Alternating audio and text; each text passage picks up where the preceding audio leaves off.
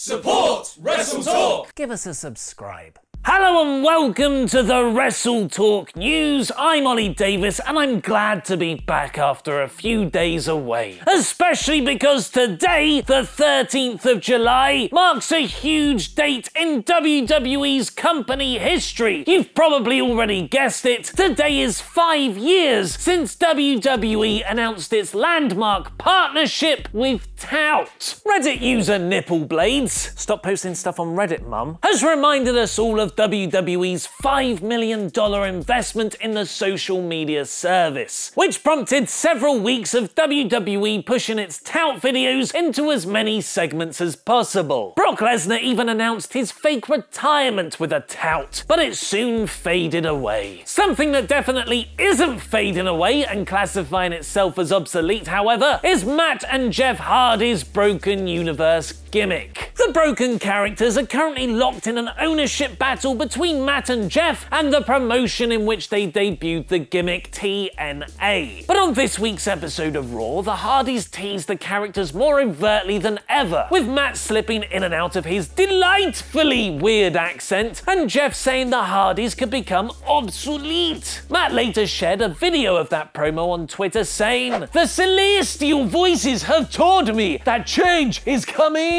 Unfortunately, the celestial voices didn't tell Jeff Jarrett. The executive producer for GFW, the new name for TNA, revealed the Hardys still don't own the gimmick in a media conference call yesterday, a claim Matt's wife, Rebby Sky, immediately disputed on Twitter. "We had agreement terms as of last week, included non-disparagement clause to the tune of $5,000 every time I tweet something about TNA." In an attempt to find out what's really going on, PW Insider found out that all sides agreed to a deal in principle, in negotiations mediated by former TNA president Billy Corgan, where the Hardys would be allowed to use the Broken gimmick. WWE apparently had no involvement in the deal. The terms were drafted up by the Hardys' lawyers and sent to GFW owners Anthem several weeks ago, but their president, Ed Nordholm, claims the agreement isn't what they decided on. There hasn't been any communication since. If Nordholm doesn't sign the deal, the article notes Matt will likely file a lawsuit seeking ownership of the gimmick. And as if that wasn't enough, Jarrett had to speak about another public relations disaster for GFW. Following an incident at an airport on Sunday involving Alberto El Patron, the former Alberto Del Rio in WWE, and his real-life fiancée and current WWE wrestler Paige, GFW have announced they have suspended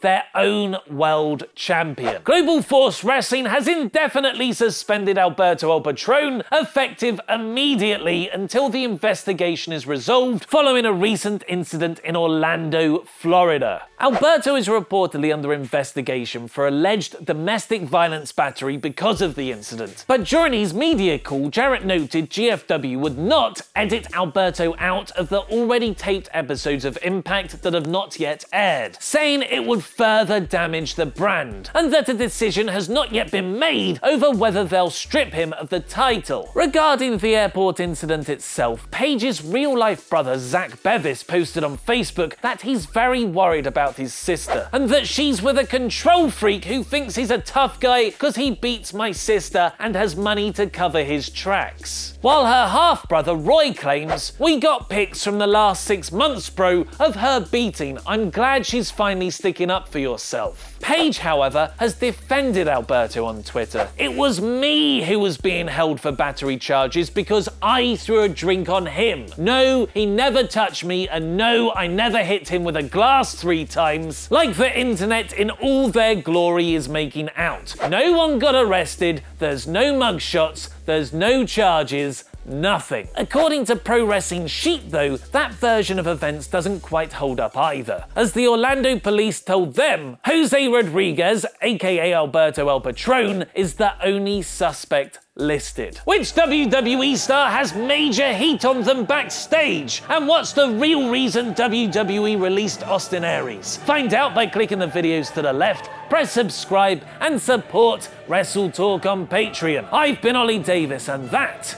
was wrestling.